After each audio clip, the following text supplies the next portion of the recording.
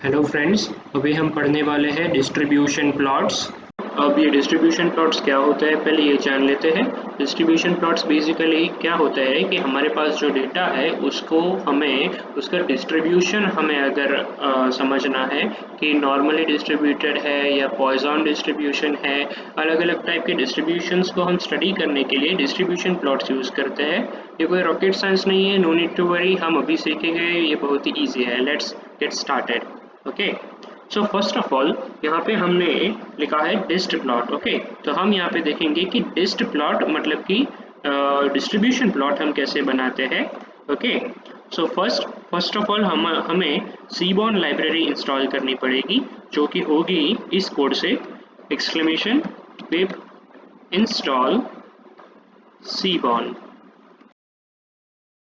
Okay, तो यहाँ पे ये दिखा रहा है कि रिक्वायरमेंट ऑलरेडी सेटिस्फाइड, क्योंकि हमारे पास ये ऑलरेडी इंस्टॉल्ड थी। अगर आपके मशीन में नहीं होगी तो ये इंस्टॉल हो जाएगी। अब हमने सीबॉर्न लाइब्रेरी, जो कि हमारी विजुअलाइजेशन की लाइब्रेरी है, वो हमने इंस्टॉल कर ली है। Now we should move forward. हम आगे बढ़ते हैं इंपोर्ट करने से। Import seaborne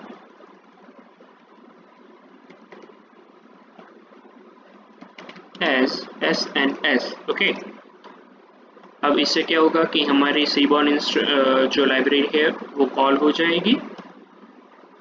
next we will write matplotlib inline. ये कोड बेसिकली क्या करता है कि हमारा जो आउटपुट है वो इसी विंडो में आउटपुट के फॉर्म में देगा। नहीं तो कई बार क्या होता है कि हम जो कोड लिखते हैं, हम जो स्क्रिप्ट लिखते हैं, वो पूरी की पूरी स्क्रिप्ट एक अलग विंडो में जाके उसका आउटपुट देता है, तो वो हमें नहीं चाहिए, हमें इसी विंडो में चाहिए। ओके, वो हम आगे आगे चल के आपको समझ में आ जाएगा कि मैं क्या क्या कहना चाहता हूँ। Okay, let's move forward. अब हमारे पास ये लाइब्रेरी आ गई है, तो अब हमें क्या चाहिए, अब हमें डेटा चाहिए। ठीक है, ओके, अब हम देखते हैं कि डेटा कौन सा लेना है। जैसे कि अभी एक छोटा सा मेरे पास डेटा है टिप्स करके, कि वो रेस्टोरेंट पे किस वेटर को कितनी टिप्स मिली, उस पे डेटा है। ठीक है, so let's move forward with tips data is equal to SNS dot load dataset tips. Okay, अब बेसिकली यहाँ पे हो क्या रहा है कि हमने जो हमारी लाइब्रेरी है सीबॉर्न लाइब्रेरी, उसमें से एक डेटा सेट जो उसमें ऑलरेडी आता ही है, इंस्टॉल ही होता है सीबॉर्न लाइब्रेरी में, उसको हमने लोड किया लोड डेटा सेट की मदद से, और उसके ब्रैकेट्स के अंदर उसकी आर्ग्यूमेंट्स में हमने पास की टिप्स। ओके, तो ये उस पर्टिकुलर डेटा सेट का नाम है, और इस सारी चीज़ को हमने स्टोर किया है टिप्स नाम के वेरिएबल के अंदर। ठीक है, लेट्स मूव फॉरवर्ड। तो ये हमारा डेटा सेट लोड हो गया है। अब जब मैं टिप्स को एंटर करूँगा तो फिर ये मुझे एक डेटा फ्रेम देगा, जिसके अंदर 244 रोज है और 7 कॉलम्स है।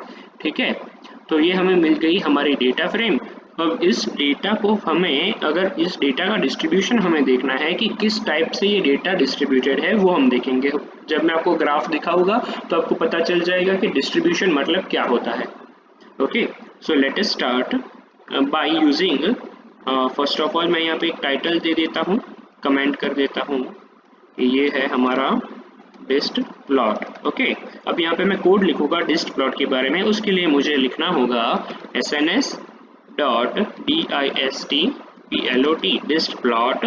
उसके अंदर मुझे वैल्यू पास करनी होगी, मतलब एक कॉलम का नाम, एक कॉलम मुझे पास करनी होगी, जो होगी मेरी टिप्स डेटा की total bill column. Okay, total bill. Okay, तो ये हो गई टोटल बिल कॉलम। अब मैं इसे रन करूँगा तो मुझे इस पर्टिकुलर ये जो टोटल बिल नाम की जो मेरी कॉलम थी ना, उसका मुझे यहाँ पे एक जो डिस्ट्रीब्यूशन कैसा रहेगा वो मुझे दिखाई दे रहा है।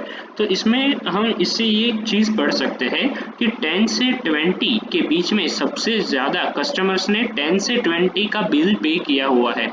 ठीक है, और कुछ लोग ऐसे भी हैं जिसने $50 तक का बिल पे किया हुआ है। ठीक है, पर हमारे मैक्सिमम कस्टमर्स ने 10 to 20 और सेकंड पोजीशन पे 20 to 30 भी ले सकते हैं। तो 10 to 20 या 20 to 30, दैट इज 10 to 30 में लोगों ने बिल पे किया हुआ है। ठीक है, now that was all about the dist plot. अब हम हमारा दूसरा प्लॉट जो है जॉइंट प्लॉट वो नेक्स्ट लेक्चर में देखेंगे।